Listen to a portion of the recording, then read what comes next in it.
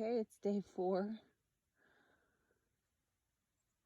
Pulled into this campsite on Caribou Lake right before the sun went down.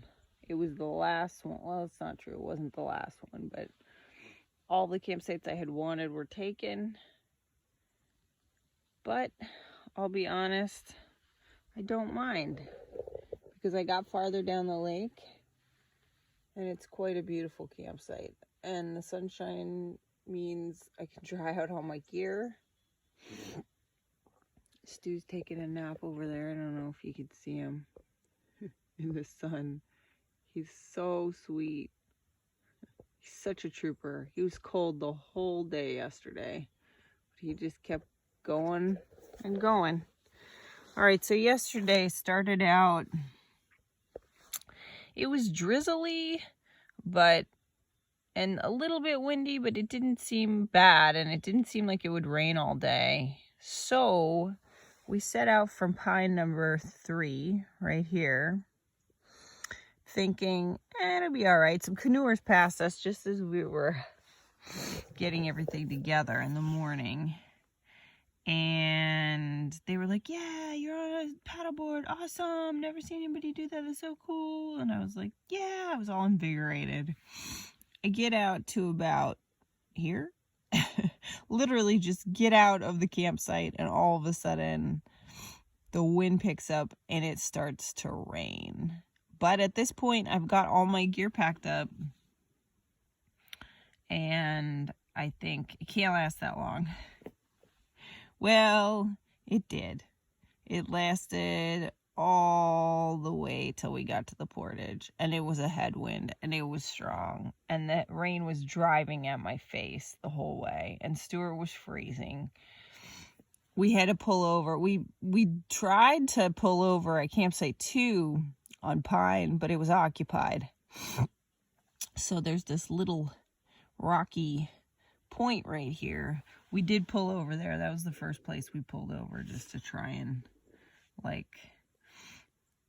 just take shelter for a minute. And it wasn't like shelter, we just sat there in the rain, but just to rest. So then we took off again. I assume we rested 2 more times. I never saw campsite 1. Have no idea where it is. Didn't see it on the way out, didn't see it on the way back. So I pulled over at least 2 more times in that driving rain. There were huge whitecaps. We almost flipped. At one point, we almost flipped because we got caught in the side wind sideways.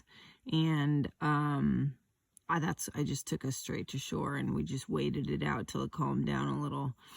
We get all the way through. I don't even know how many hours it took me. A long, long time because it was so bad.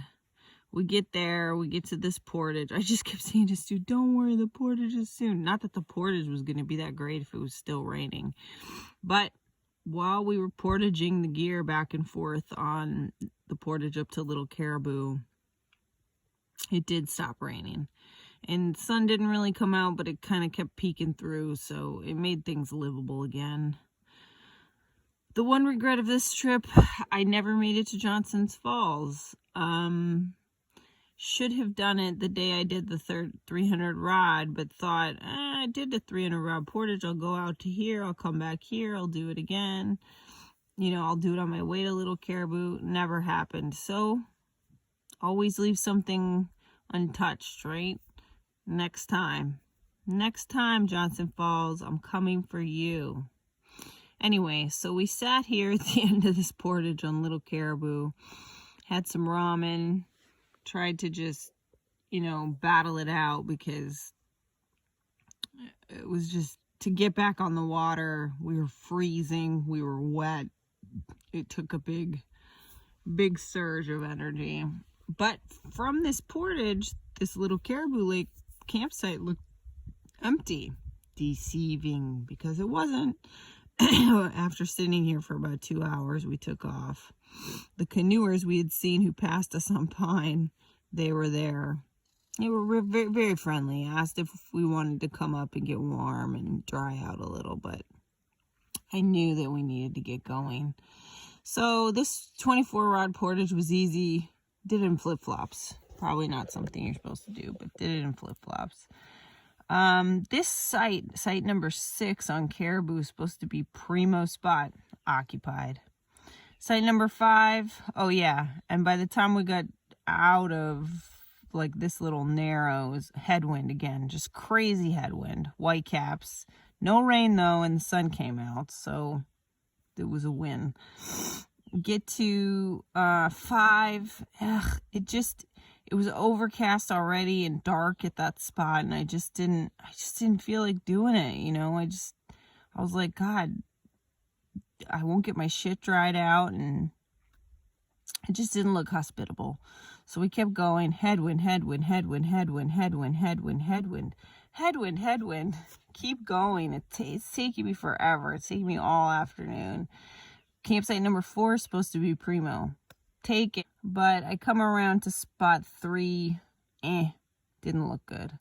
But I could see an outcropping of rock. And I think I'm at site 2 now. But I could be on spot 1 right now. Doesn't matter. It's a beautiful spot.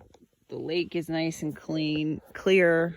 And we slept like babies because we were so tired. Hung the bear bag, put up the tent in the dark, dropped a sleeping bag into the ravine. Yesterday was a bad day. But maybe yesterday's happened so that today's can happen, right? Because look at this. I could just paddle my little heart out this morning after I have some coffee and some breakfast. I'm going to paddle my little heart out on this little lagoon here, this little inlet on Caribou. And then somewhere over there is the portage to Deer, which we will take either this afternoon or tomorrow morning, depending on how we feel this afternoon. So that's it for day 3. Today is day 4. Yesterday was day 3, and that's it for day 3. Day 3 shall never be lived again. And I have to say, Pine Lake, it will take dementia or like amnesia for me to ever go back out on Pine Lake. Ever. That is, this one, it was a headwind out, it was a headwind back with rain, freezing, couldn't feel my toes, can't do it. This is Stu on day 4, right after our harrowing day of day 3. Are you having a nice sun bath, baby? He says, Mom, don't make me paddle today, okay? I can't do it. So cute. Are you a good boy, Stuart? It's a nice camp spot there. Nice sunbathing spot you got there, Stu. Beautiful.